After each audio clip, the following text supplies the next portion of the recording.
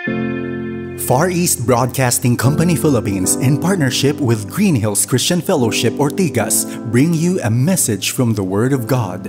Together, let us know Christ and make Him known.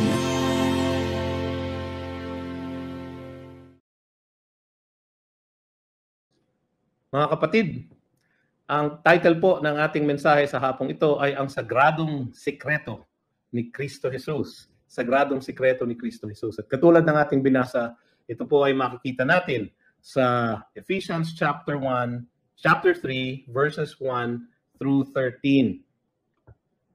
Nung pong kami naghahanda para sa mensaheng ito, nag-uusap po kami ni Pastor Larry at mabuti na lang po at nag-email siya po sa amin at sinabi niya na mga kapatid, yung ating text for next Sunday, i-combine ko na lang yung dapat sana gagawin natin over 2 Sundays. So imbis na Ephesians chapter 3 verses 1 to 6 o 1 to 7, tapos 8 to 13, Ephesians chapter 3 verses 1 to 13 na lang. Nagpasalamat po ako sa kanya nung ginawa niya po yon sapagkat mahirap pong hatiin itong passage na ito sapagkat medyo kakaiba po siya. Hindi po siya kakaiba sa style ni Pablo sapagkat madalas niya pong gawin ito, no? Na siya po ay biglang hihinto sa gitna ng isang pangungusap at magbibigay ng isang mahabang eksplanasyon upang idiin ang katotohanan na kanyang hinahatid. Makikita naman natin ito sa Ephesians chapter 1 pa lang. Ang Ephesians chapter 1 po ay 2 sentence lang po sa Griego, no? In verses 3 to 14, tapos yung prayer niya, verse 15 to 23. 2 sentence lang po. Sa buong Ephesians po, meron siyang 8 mahabang sentence, no?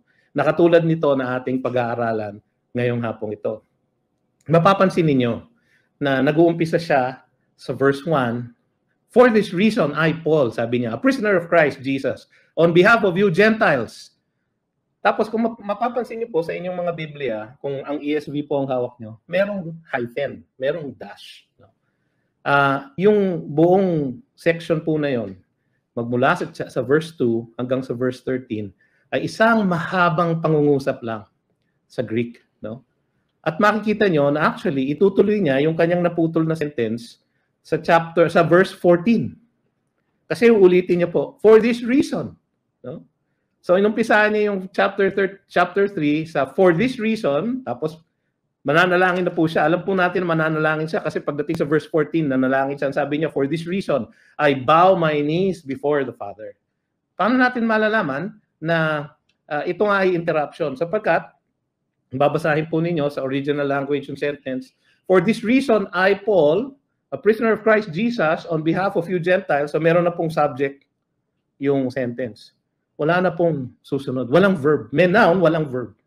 Ang verb po na mag-a-appear according sa syntax ng Greek ay "I bow my knees before the Father." Nasa verse 14 na po. Bakit ko po idinidiin yung ganong klaseng technical na pagbasa? Hindi po yung technical sapagkat importante po na maunawaan natin na si Pablo po ay tumigil. Tumigil po siya po'y mananalangin na alam naman natin kung gaano ka-importante ang pananalangin kay Pablo.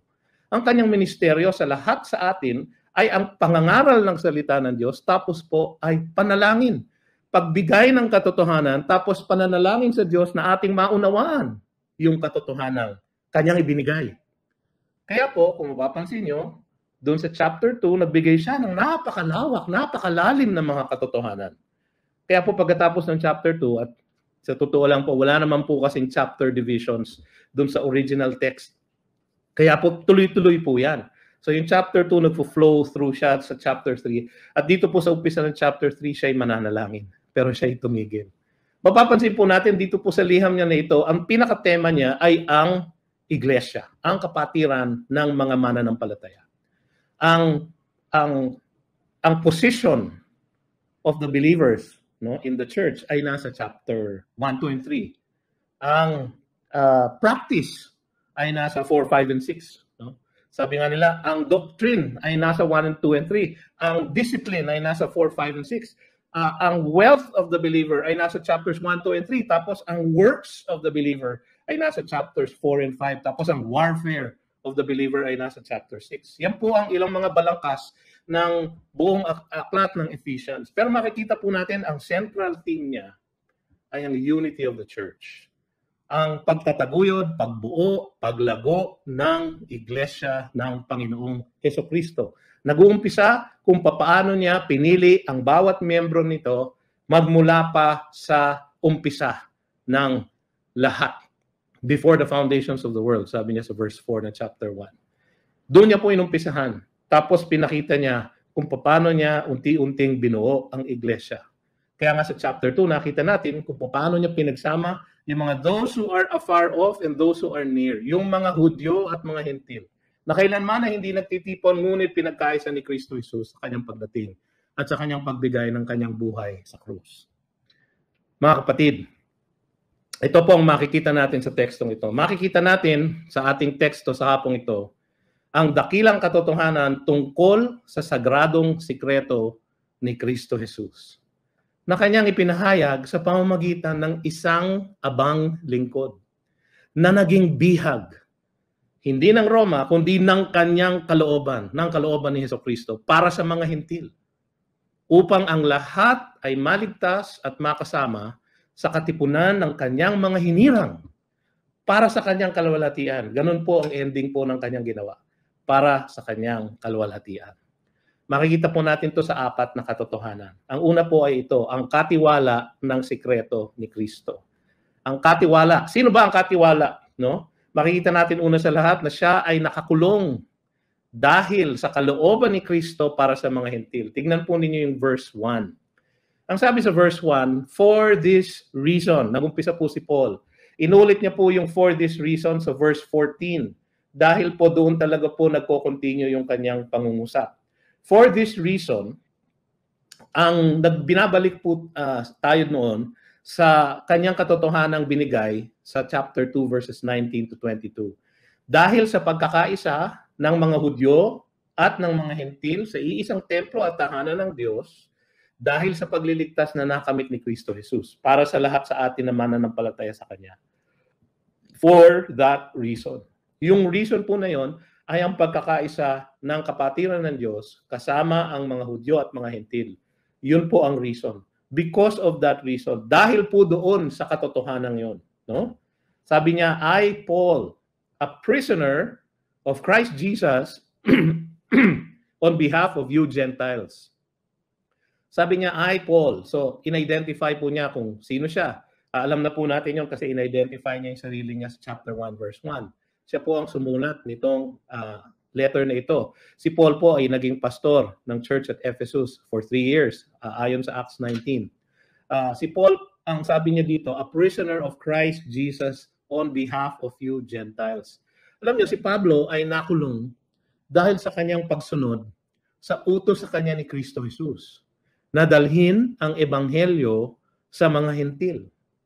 Alam natin yun kasi sa Ephesians 4:1 sabi niya, I therefore a prisoner for the Lord. Ilang beses po niya sinabi ito. Sa Philemon 1, I, Paul, a prisoner for Christ Jesus. Palagi niya pong sinasabi na ako ay prisoner ng Panginoong Jesus. Ako po ay bihag ng Panginoong Jesus. Ngunit ang katotohanan niyan, mga kapatid, makikita natin yung episode sa Acts 21. Siguro po magmula sa, babasahin ko po ang ilang bahagi noon. Acts 21 verses 31 to 33 po siguro. Babasahin ko po. And as they were seeking to kill him, alam niyo kung bakit? Dahil siya po ay nagpipreach nga na ang Gentiles ay maaring maligtas at makasama ng mga Hudyo sa iisang iglesia. Yun po ang dahilan. And as they were seeking to kill him, sino yung they? Yung mga Jews. Yung pareho din po ng mga Jews na pumatay sa ating Panginoong Hesukristo. Sila po ay umuusig pa rin sa lahat ng mga Kristiyano. Alam niyo po, si Pablo po ay nag-umpisa o nakita natin siya as si Saul. Siya po ay isa sa mga umuusig sa mga Kristiyano nung umpisa. So, katulad nila, ang lahat ng Hudyo, katulad niya nung una, ang lahat ng Hudyo na ito ay merong balak na patayin ang lahat ng mga sumusunod kay Kristo Jesus. O kahit yung mga Hudyo na Kristiyano na lumalapit na at nagiging kabilang na sa Kristyanismo, kahit sila ay nagagalit pa rin kay Pablo dahil hindi na siya daw sumusunod sa mga kaugalian at kautusan ng Judaismo. Kaya sabi sa Acts 21, verse 31, as they were seeking to kill him, word came to the tribune of the cohort that all Jerusalem was in confusion. Nagkagulo na po sa Jerusalem. He at once took soldiers and centurions and ran down to them, and they saw the tribune and the soldiers. They stopped beating Paul. So ginugulpi na po siya. Then the tribune came up and arrested him and ordered him to be bound in 2 chains. He inquired who he was and what he has done. So yan po ang account ng kanyang arrest. Yung pong arrest niya na yon ay nagdala sa kanya magmula sa Jerusalem, papunta sa Caesarea, papunta sa Rome. At yung pong pagkakapiit niya na yon ay tumagal ng mga at least 5 years. At nung sinulat niya po ang Ephesians, ang Colossians, ang Philemon, at ang Philippians, nakakulong po siya sa isang kulungan sa Rome. Malamang po sa Rome. Yun po ang tinatanggap ng maraming komentarista. Sabi sa Acts 24:23, sabi doon, then he, si Festus po, si Felix po ito, yung gobernador, gave orders to the centurion that he should be kept in custody but have some liberty and that none of his friends should be prevented from attending to his needs. So, nilagay po siya under house arrest. Pero siya po ay nakatanikala sa isang Roman guard. Ganun po ang kanyang imprisonment. Pero ang sabi niya kay Timothy sa 2 Timothy 1:8, therefore, do not be ashamed of the testimony about our Lord, nor of me, his prisoner, but share in the suffering for the gospel by the power of God. Sabi niya kay Timothy, huwag kang mahiya sa akin. Doon sa verse 13, dito ang ating pinag-aaralan na section, ang sabi niya, so I ask you not to lose heart over what I am suffering. Pareho nang sinabi niya kay Timothy. Dahil siya ay naging bihag ayon sa kalooban ni Kristo Jesus. Ang kanyang pagkakakulong ay nasa kalooban ni Jesus. Nasa kalooban ni Jesus. Gumawa ang Panginoong Jesus ng kanyang kalooban sa pamamagitan ni Pablo nakakulong. Sabi sa 1 Timothy 2:7, for this I was appointed a preacher and an apostle. I am telling the truth, I am not lying, a teacher of the Gentiles in truth, in faith and truth. Kaya po siya nakulong dahil po he was a teacher of the Gentiles. Siya po ay Hudyo. Siya po ay nagtuturo na pwedeng makasama ang mga hentil sa isang kapatiran kasama ang mga Hudyo. Ayaw po nun ng mga Hudyo. Sa 2 Timothy chapter 1 verse 11, ang sabi niya, for which I was appointed a preacher and apostle and teacher. Yung pong maging missionary to the Gentiles. Yung po ang dahilan kung bakit siya nakakulong. Mga kapatid, pero ang tama dapat na sinabi niya rito, ang inaasahan ng marami ay, I Paul, no? Okay lang sabihin niya yun, na a prisoner of Rome. Hindi niya po sinabi yun. Siya po ay hindi po bihag ng Roma. Siya po ay hindi po bihag ng kahit na anong kapangyarihan o pamahalaan. Siya po ay bihag ng kalooban ni Kristo Jesus. Sapagkat siya ay tinawag ni Jesus upang pumunta sa mga hentil at ipangaral ang ebanghelyo sa kanila upang sila ay lumapit kay Jesus sa pananampalataya at makabilang sa kanyang sambahayan. Yun po ang truth. Sabi niya, for this reason, I Paul, yun po ang reason kung bakit siya mananalangin ngayon. At nahinto at ipinapalawanag niya muli ang katotohanan na ang mga hentil at Hudyo, ang lahat ng mananampalataya kay Kristo ay magkaisa, magkasama sa isang sambahayan. Katulad ng sinabi ko kanina, napatigil siya dito sa point na ito at itinuloy na niya yung kanyang panalangin sa verse 14. Kaya po importante yon sapagkat sa kanyang pagtigil, ipinapakita po ng Holy Spirit sa atin na author naman ng lahat ng Scripture. Ipinapakita po sa pamamagitan ng pagtigil ni Pablo kung gaano ka-importante itong katotohanan na napapaloob dito sa verses 2 to 13. Sabi niya sa verse 2, assuming that you have heard of the stewardship of God's grace. Nag-umpisa na yung truth. No? Merong isang grace ang Diyos na siya ay in-appoint na tagapamahala. Tapos nag-e-end po yung section na yun sa verse 13 na I ask you not to lose heart over what I am suffering for you, which is your glory. Sino yung your? Yung mga taga-Ephesians. Sino po sila? Sila po ay mga hentil. Si Pablo po ay nakulong, naging bihag ng kalooban ni Kristo dahil sa mga hentil. Dahil siya ang nagdala ng ebanghelyo sa mga hentil. Importante po yung katotohanan ngayon. Importante po yung katotohanan na ang mga hentil at Hudyo ay ngayon magkasama na magkaisa sa iisang sambahayan, sa iisang templo ng Diyos, sa iisang tahanan ng Panginoong Jesus, upang sila ay maging church. Napaka-importante po nung katotohanan yon. Kaya si Pablo po ay tumigil. Napatigil po siya. Sa kanyang, nag-uumpisa na po siya manalangin, tapos siya ay napatigil. Dahil sa kahalagahan ng katotohanan ito. Alam niyo mga kapatid, kanina pong umaga, nung kami nag-aagahan, mag-anak, nire-review ko po yung notes. Pagkatapos ko pong ma-type yung ibang final notes ko, ay sinara ko po yung computer ko at sabi ko dun sa aking misis, kung pwede i-charge dahil mauubos na po ang baterya. Pagbukas po ng computer, sinilip ko po yung aking notes. Nabura po lahat. Nabura na po lahat ang aking paghahanda sa sermong ito. Kaya kung napapansin nyo na marami akong adlib, ay dahil lahat po ito ay nagmumula sa aking ulo. Sa lahat ng napag-aralan ko, sa loob ng isang linggo, tungkol sa mga talatang ito na naipasok na ng Panginoon sa aking ulo. Kasi nabura po sa aking computer. Sinubo ko pong i-reconstruct ang aking buong outline at nabuo ko naman po, pero marami pong nawawala. Siyempre, no? Pero siguro yung importante lang po ang natira. Ito po importante ito. Yung kanyang pag-pause. Sapagkat yung katotohanan po ay importante. Sabi niya susunod, naging katiwala siya ng ipinapahayag na grasya ng Diyos. Sabi niya sa verse 2, assuming that you have heard of the stewardship of God's grace that was given to me for you. Yung pong word na assuming, marami pong iba-ibang translation yon. Ang iba po, if then, no, or surely, no, sa NIV, maganda po yung translation sa NIV, kasi ang translation po doon ay surely you have heard. No, dito po, assuming, sa Tagalog po, aking ipinapalagay na narinig nyo na. Yun ang translation sa Tagalog noon. Kasi first class conditional clause po siya sa Greek. Ang ibig po sabihin, since. Yun po ang actual translation, since. So wala pong hindi tiyak dito sa sinasabi niya. Sabi niya, assuming that you have heard of the stewardship of God's grace that was given to me for you.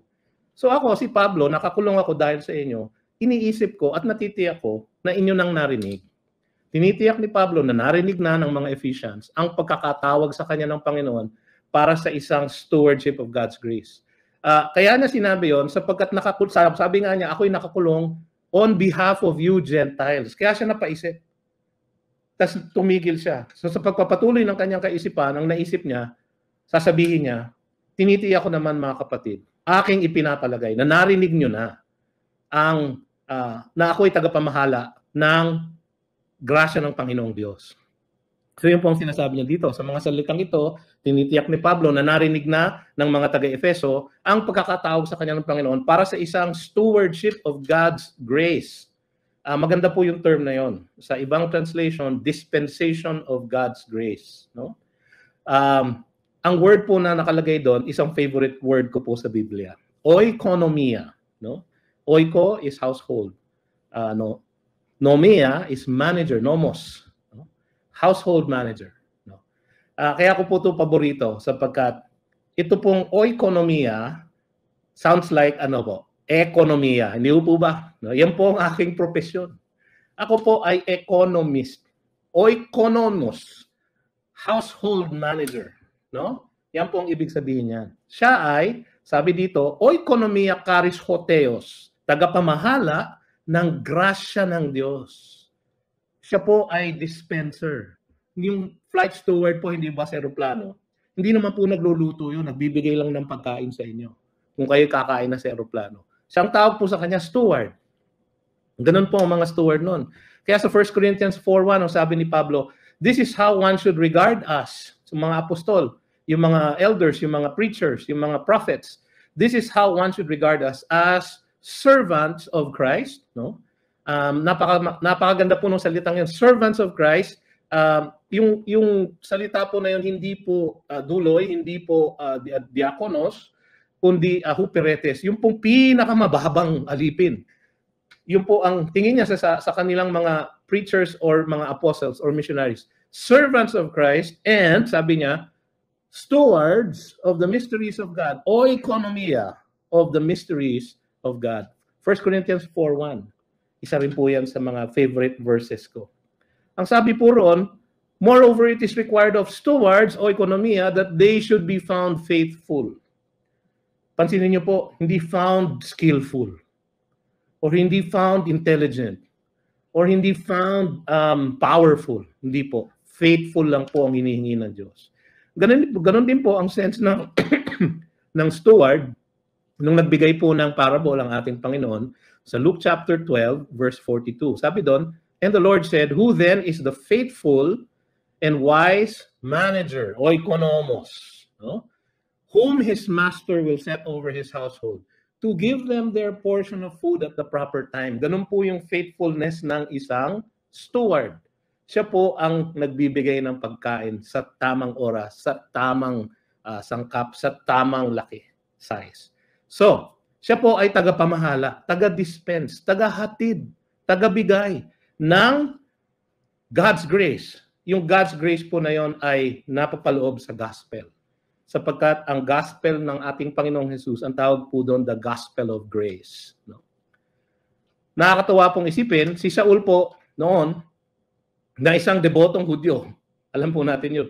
In fact, siya po ay naging Fariseo, no?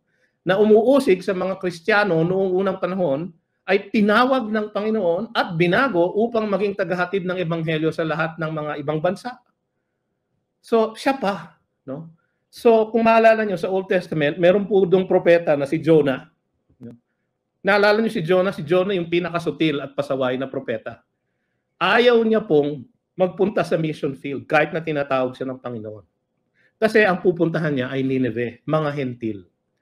Ayaw niya pong maligtas ang mga hentil. Alam niya po na kung ipipreach niya ang gospel, ang pangako ng Diyos para sa kaligtasan ng mga Hudyo, ay ipipreach niya sa mga hentil sa Nineveh, no? Sila po ay maliligtas. Ayaw niya pong mangyari yun. Alam niyo na po ang storya. Siya po ay lumayas. He went the opposite direction, papunta po ng Tarsus. Tapos siya po ay binagyo sa vapor. Tinapon po siya sa vapor. Linunon ng isang balyena.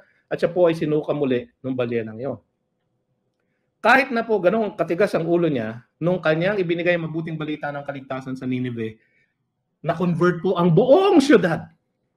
Ang lahat ng mamamayan ng Nineveh ay nagrepent at lumapit sa Diyos. Nagalit po si Jonah. Ganun po katindi ang galit ng Hudyo sa hentil. Ayaw po nila na maligtas ang mga hentil. Dahil po karumal-dumal ang kabuhayan, ang kultura, ang relihiyon ng mga hentil.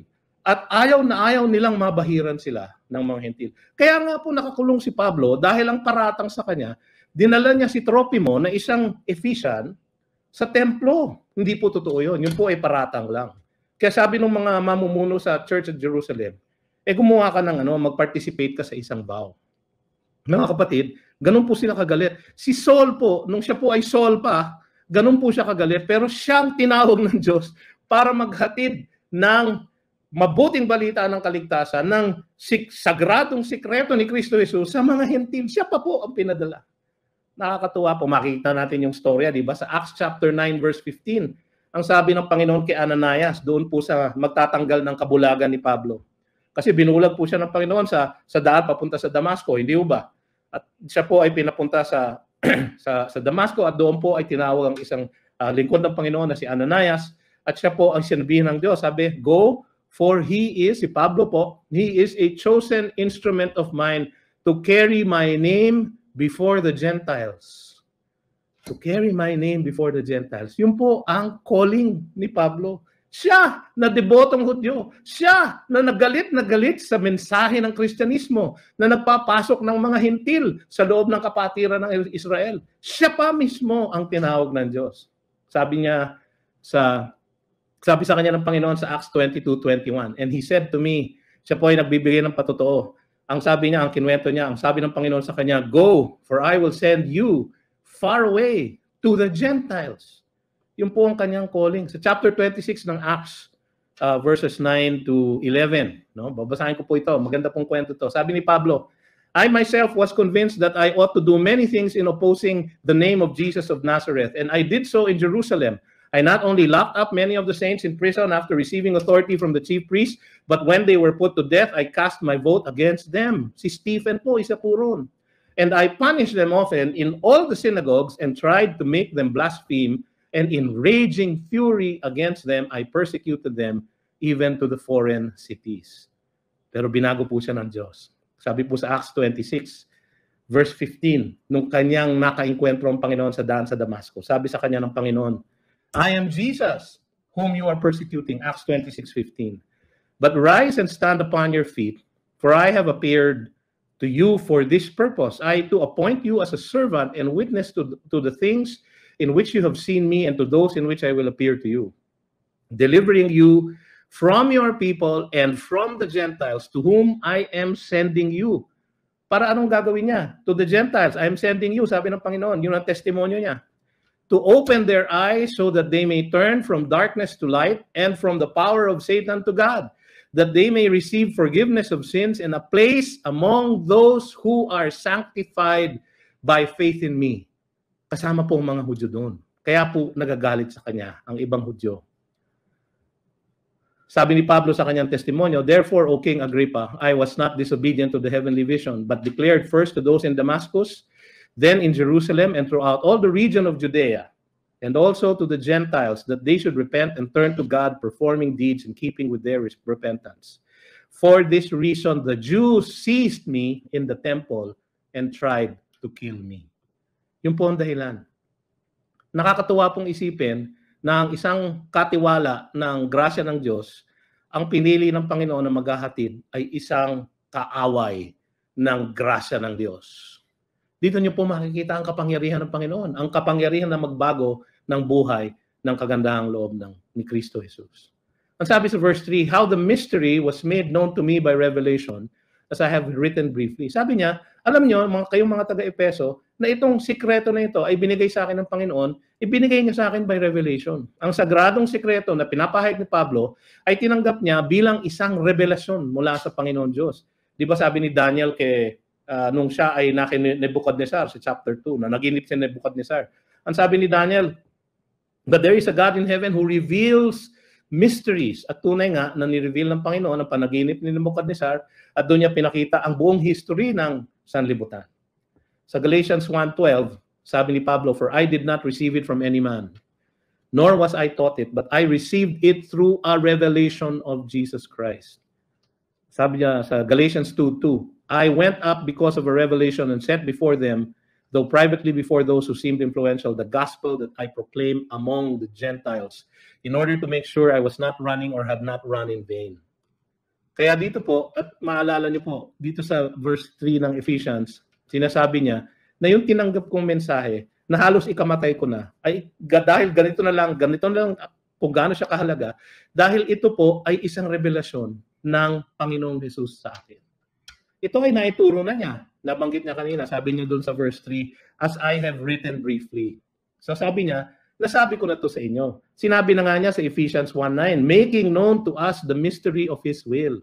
Sinabi na niya sa chapter 2 verses 11 to 13, di ba? Therefore, remember that at one time you Gentiles, di ba? Sabi niya, remember that you were at that time separated from Christ, alienated from the commonwealth of Israel, strangers to the covenants of promise, having no hope, without God in the world. Tapos sabi niya sa verse 13, but now in Christ Jesus, you who once were far off have been brought near by the blood of Christ. Sinabi na niya to. Naibigay na niya to. Bakit niya inuulit? Importante po kasi mga kapatid. Importante na ulit-ulitin sa atin na ang dugo ng Panginoong Hesukristo ang umagos upang ang kanyang iglesia ay mabuo. Kaya ang katotohanan makikita natin dito sa mga unang 3 verses na ito ay ito. Ang pamamahayag ng plano ng Diyos sa atin ay hinahatid niya, mga kapatid, sa pamamagitan ng mga nakahandang maging bihag ng kanyang kalooban at maging katiwala ng kanyang biyaya. Handa ba kayo maging bihag ng kanyang kalooban? Hindi po yung ibig sabihin na kayo makukulong. Baka po, hindi po natin alam, baka magbagong simoy ng hangin, maging bawal ang Kristyanismo dito sa Pilipinas. Pag nangyari yun, baka marami po sa atin ang makukulong. So tunay po tayong makukulong, katulad ni Pablo. Pero sabi niya, hindi ako nakakulong sa kahit na sino kapangyarihan. Ako ay nakakulong sa kalooban ni Kristo Jesus. Ako po ay bihag ng kanyang kalooban. At ako ay katiwala ng kanyang biyaya. bihag ng kanyang kalooban, katiwala ng kanyang biyaya. Sabi niya, ay Paul, ako na nananalangin sa inyo, para sa inyong mga hintil. Ako ay naging bihag ng kanyang kalooban at naging katiwala ng kanyang biyaya. Yun po ang unang punto. Yung pangalawa, ito po. Ang katotohanan ng sikreto ni Kristo. Ang sikreto na ito ay inilihim noong una, ngunit ngayon ay ipinahayag na. Yung pong sinasabi ng chapter 3 verse 4 at yung first part ng verse 5, no? So sabi ng verse 4, when you read this, you can perceive my insight into the mystery of Christ. Natitiyak din po ni Pablo na sa kanilang pagbasa nitong sinusulat niya na ito, itong kanyang parenthesis, yung kanyang explanation na napagitna sa kanyang, na nag-interrupt ng kanyang panalangin. Natitiyak din niya na sa kanilang pagbasa nito, mauunawaan nila ang kanyang kaisipan tungkol sa sagradong sikreto na ito ng ating Panginoon, sapagkat ito ay pinaunawa sa Kanya at sa kanila ng Espiritu Santo. Maganda po yung salitang ginamit sa you can perceive, no? Gnosko ang root word, knowledge, intimate experiential knowledge. May insight, synesis, yung isang pag-unawa na nanggagaling sa labas, no? Dahil ito po ay nanggaling sa Panginoong Jesus. So natitiyak ni Pablo na maunawaan nila itong sikreto na ito. Na itong misteryo na ito ay isang misteryo hindi dahil mahirap intindihin, kundi dahil ito ay tinago noong araw. Sabi nga dun sa verse 5, which was not made known to the sons of men in other generations. Hindi daw po pinaalam sa mga taga-Israel. Nung ibinigay ng Panginoon ang kautusan, ang mga propeta, ang mga salmo, hindi niya pinaalam doon ang sikretong ito. Ngayon, sabi ng iba, marami pong debate rito, nako. Ang katotohanan, ang sikreto po ay hindi yung maliligtas yung mga hentil. Hindi po nilihim yun ng Panginoon. No? Yung pong kaligtasan ng mga hentil, katulad natin, ay inanunsyo niya sa Lumang Tipan. No? Mag-uumpisa sa Genesis 12:3. I will bless those, sabi niya kay Abraham, di ba? Tinawag niya si Abraham sa Ur of the Chaldees, pinapunta niya sa Promised Land, sabi niya, I will bless those who bless you, and him who dishonors you, I will curse. And in you, in fact, sa later translations ito sa ibang parts ng Genesis, in your offspring, si Kristo Jesus po yun, no? In you, all the families of the earth shall be blessed. So, families of the earth, kasama po mga hintil doon. Sa chapter 22, verse 18 ng Genesis, ito po yung sinasabi ko kanina. And in your offspring, si Jesus Christ po yon, shall all the nations of the earth be blessed. So, yung salvation po ng mga Gentiles ay nasa Old Testament. Sa Isaiah 49:6, sinabi niya, it is too light a thing that you should be my servant to raise up the tribes of Jacob. Sabi niya, masyadong maliit na bagay sa akin, yung ililigtas ko lang ang Israel, no? And to bring back the preserved of Israel. Maliit na bagay yon. It is too light a thing, sabi niya. Kaya sabi niya, kaya kung kayo ni-raise, I will make you, Israel, as a light for the nations, that my salvation may reach to the end of the earth. So sa Old Testament, hindi po nilihim ng Panginoon na ililigtas niya ang mga hintil. Sabi sa Joel 2:28, and it shall come to pass afterward, ito yung the last days, that I will pour out my spirit on all flesh. Kasama po ang mga hintil. So hindi po sikreto yung kaligtasan ng mga hintil.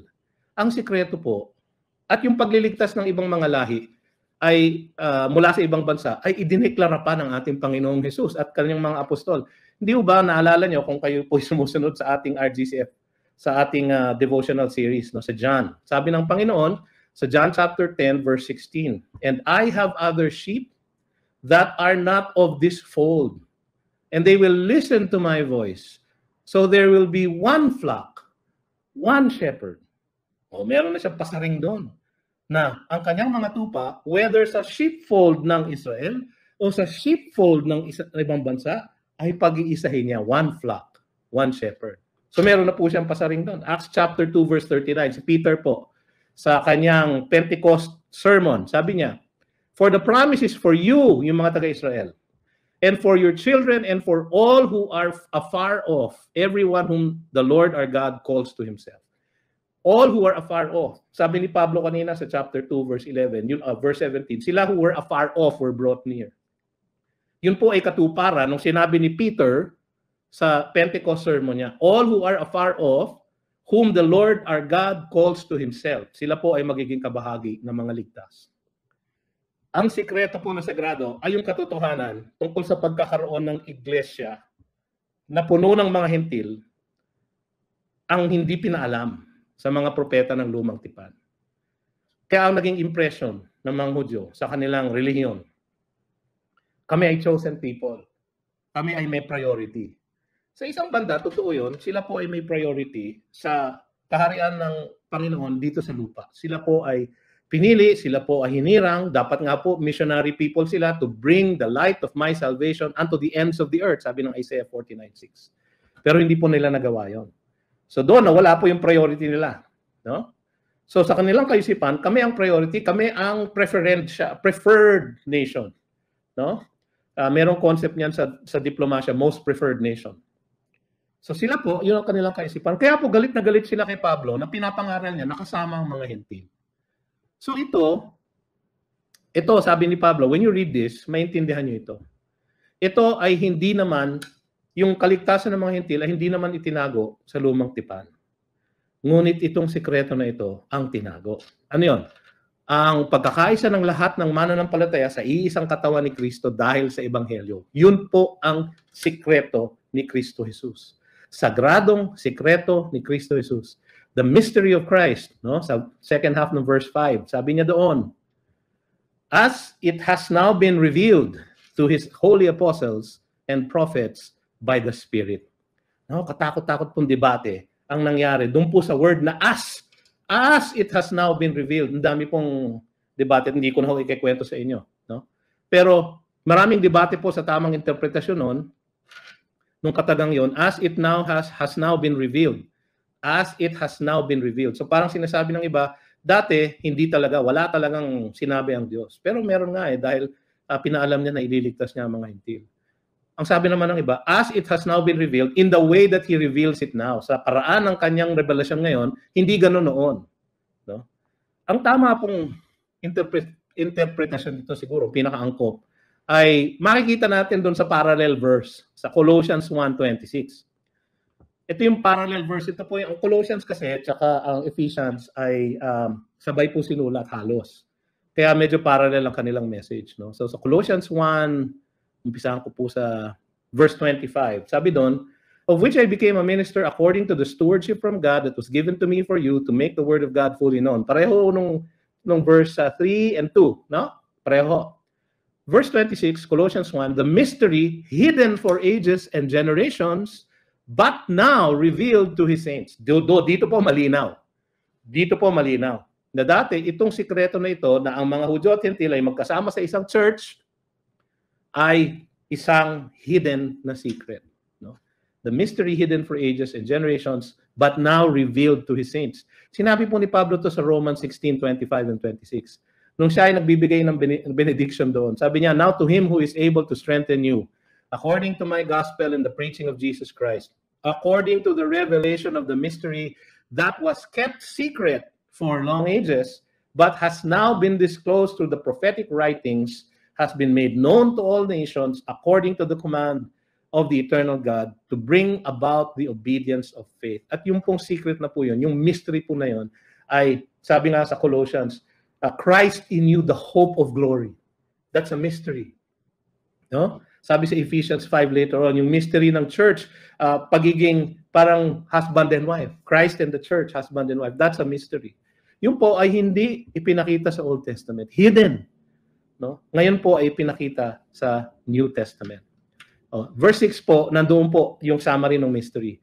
This mystery is that the Gentiles are fellow heirs, members of the same body, and partakers of the promise in Christ Jesus through the gospel. Ito po yung mystery na yun. Ito po yung sikreto, ibinubunyag na po ni Pablo. Matagal na po niyang sinabi to, sinabi na po niya to sa chapter 1, sinabi na po niya to sa chapter 2. Ito po ang ipinapangaral niya sa lahat ng churches, sa Acts 21, kaya nga siya nakulong. Ito ang ipinapangaral niya sa unang church niya na kung saan siya naging pastor sa Antioch, no, kasama ng 3 o 4 pang ibang mga elders.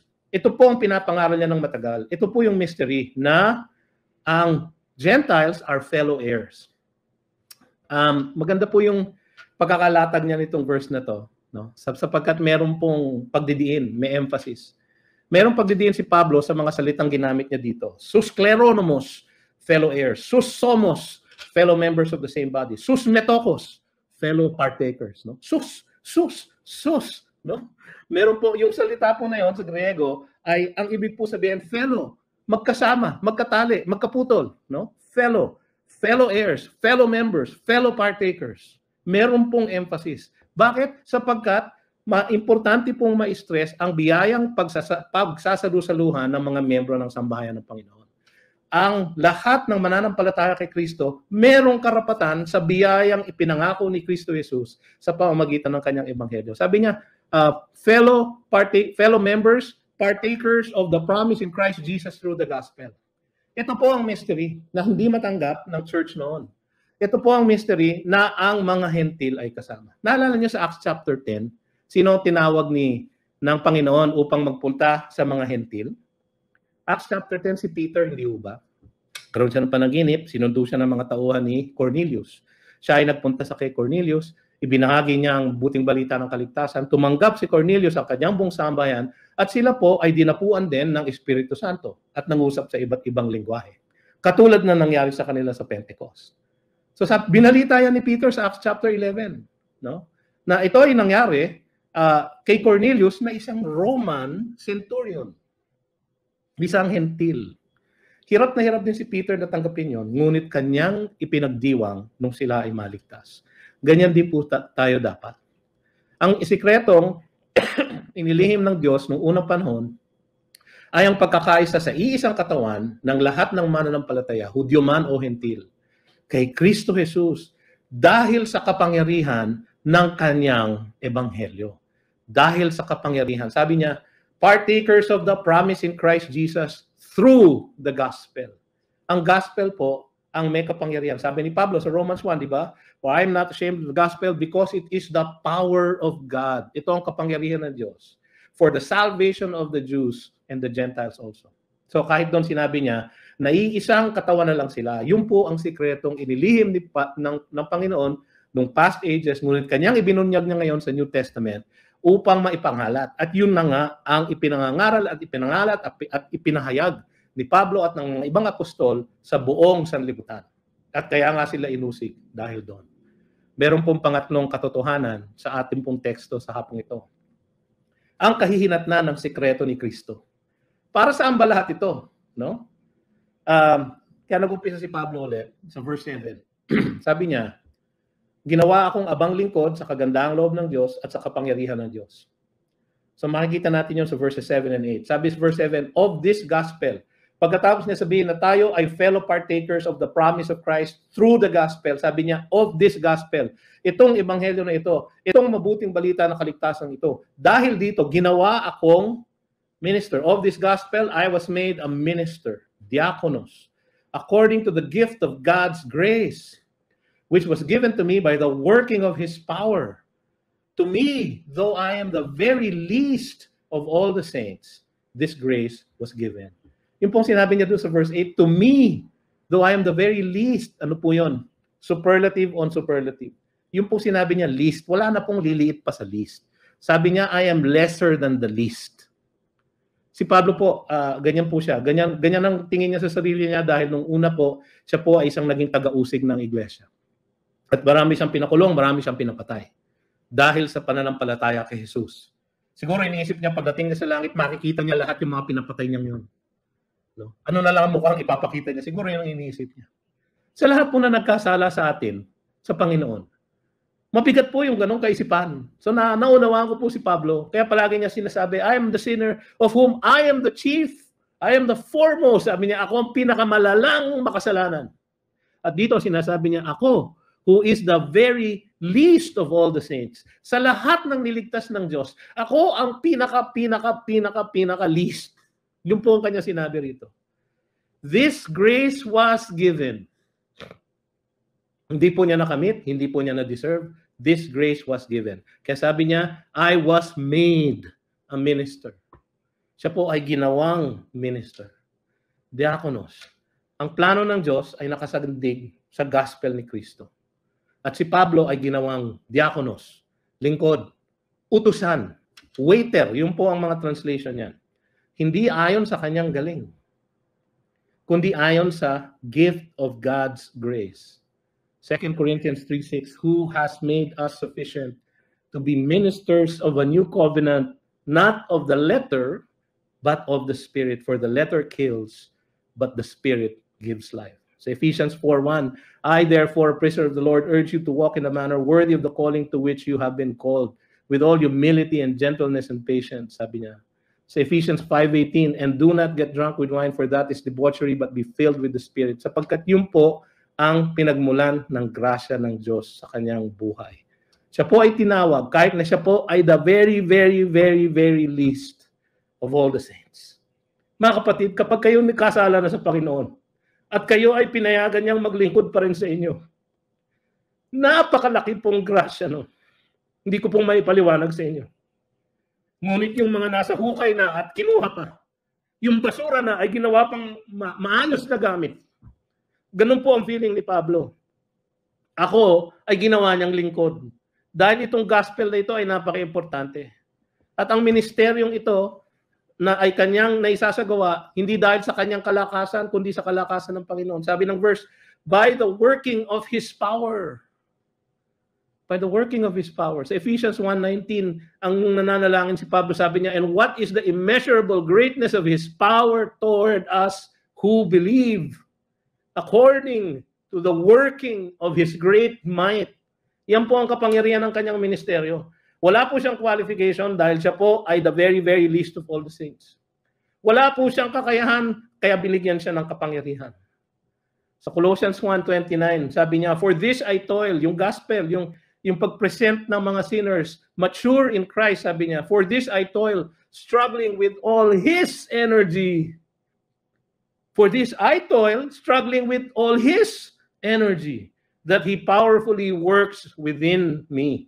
Yan po ang pinagmumula ng ating kapangyarihan, mga kapatid. Wala tayong kakayahan, wala tayong kwalifikasyon, wala tayong karapatan na maging lingkod niya. At ang mga lingkod niya na tinawag niya ay bibigyan niya ng kapangyarihan. Para saan? No? Ano ba ang kahinatnan niyang sikreto na yan? Para saan?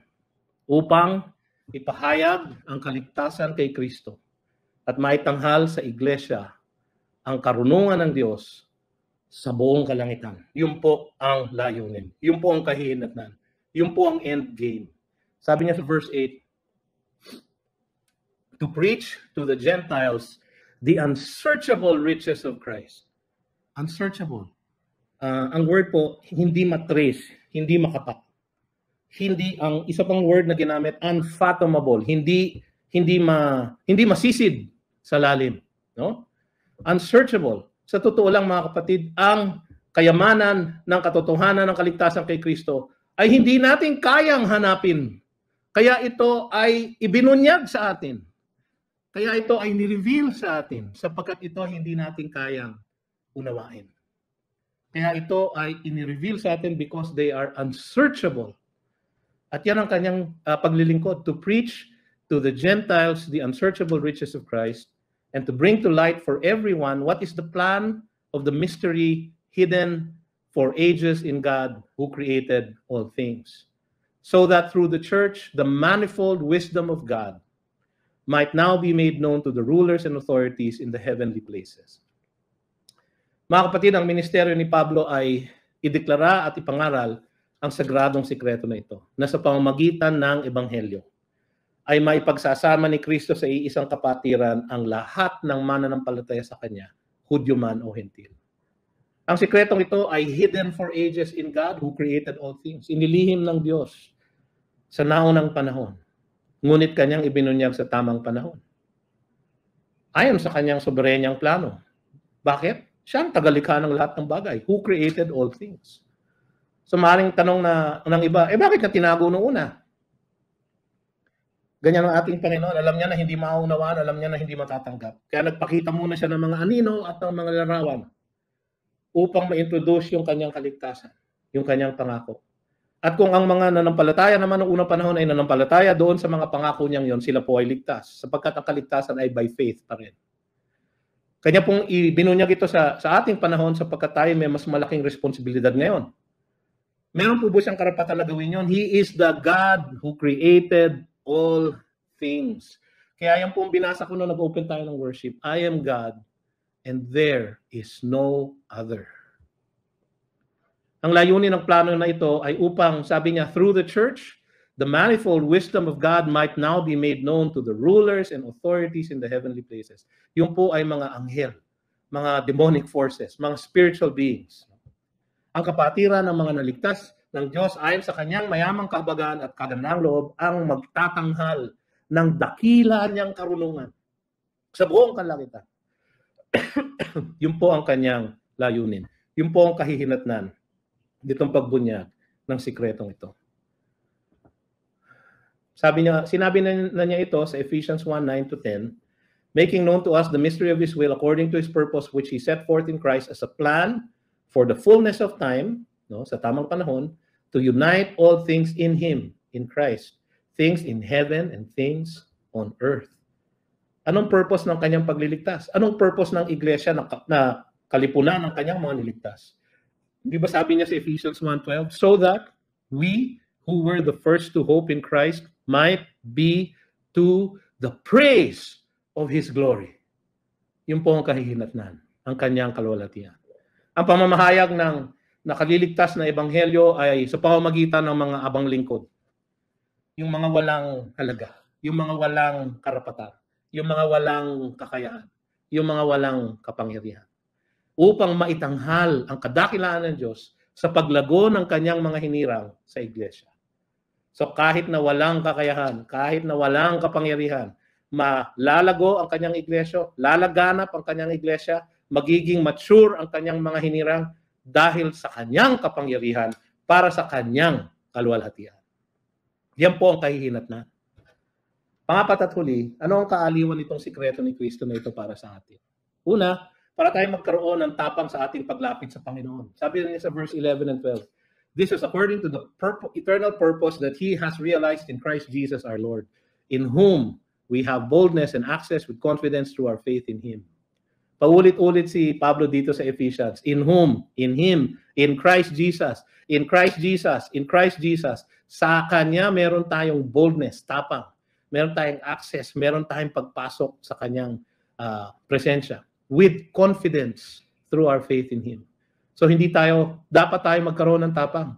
Dahil itong sikretong ito ay naipangaral na sa buong sanlibutan. At na-form na yung itong napakalaking iglesia na ito. Nakaramihan ng miyembro ay hentil, mga taga-ibang bansa. Meron ding mga Hudyo, pero minority sila. Pero darating ang panahon na ang national Israel ay kanyang ililigtas. At yun po ay during the period of tribulation. Wala na po tayo dito, mapapanood na lang po natin yun. Pero ngayon, ang kanyang nililigtas ay karamihan hentil. At ang misteryong ito, ang sikretong ito, ay ang mga hentil ay kabahagi ng templo at tahanan ng Diyos. Ang isang pakay pa nitong section na ito, kaya niya ibinigay ito, bago siya nanalangin, ay hindi tayo mawala ng pag-asa sa harap ng pananuliksa sa iglesia. Sapagkat siya po ay kinulong. Siya po ay hindi makapag-preach. So iniisip nila, ay patay na tong church na to, wala nang mangyayari dito, di ba? Ang nangyari, na-share niya ng gospel, yung nakatanekala sa kanya na Roman guard. Yung pumalit sa kanya at rumilyevo sa kanya, na-share din niya ng gospel. Kaya nung sa 1 Corinthians ba yun, o sa Galatians, sinabi niya, meron sa Philippians, sabi niya, na ipangalat na niya sa household ni Caesar ang ebanghelyo. O alam niyo na ngayon kung anong layunin ng kanyang pagkakakulong. So nakakulong ba si Pablo? Siya ba ang nakatanikala? O yung mga Romano na yun na tinanikala sa kanya? Sila po ang nakakulong. Si Pablo ang nagpalaya sa kanila. Hindi mo ba? Si Pablo po ay hindi nakakulong. Kaya sabi niya, so I ask you not to lose heart over what I am suffering for you, which is your glory. Yung mga hentil. Kaya ngayon mga kapatid, ang sa buong sanlibutan, ang iglesia ng mga hentil ang karamihan. Mga kapatid, sa ating pagwawakas, alalahanin natin na ang Panginoon gumagalaw sa mga abang lingkod niya. Yung mga nakabihag sa kanyang kalooban. Yung mga nagpapagamit na maging katiwala ng kanyang biyaya. Hindi yung nagpapagamit para sila'y sumikat. Hindi yung nagpapagamit dahil meron silang kaalaman. Kundi nagpapagamit, nakatiwala lang, utusan lang. Upang ihatid ang kanyang salita. Hindi palitan ito ng kung ano-anong gimmick, kundi ihatid ang kanyang salita. Kailangan po nakabihag sa kanyang kalooban. Yun po ang ginagamit sa ministeryo. Ang sikretong inilihim ng Diyos noong unang panahon ay magkakasama na ngayon ng lahat. Ang lahat ng mananampalataya ay magkakasama na dahil sa kapangyarihan ng kanyang ebanghelyo. Kaya ang pamamahayag ng nakaliligtas ng ebanghelyo sa pamamagitan ng mga abang lingkod ay kailangan natin isagawa. Bakit? Upang maitanghal ang kadakilaan ng Diyos sa paglago ng kanyang hinirang sa iglesia. Sapagkat yung po ang kahihinatnan eh. Tayo ng mga nakakulong, nakatiwala, no? Ay binigyan ng sikreto ng Panginoon upang ipahayag na ang kaligtasan ay na kay Kristo Jesus.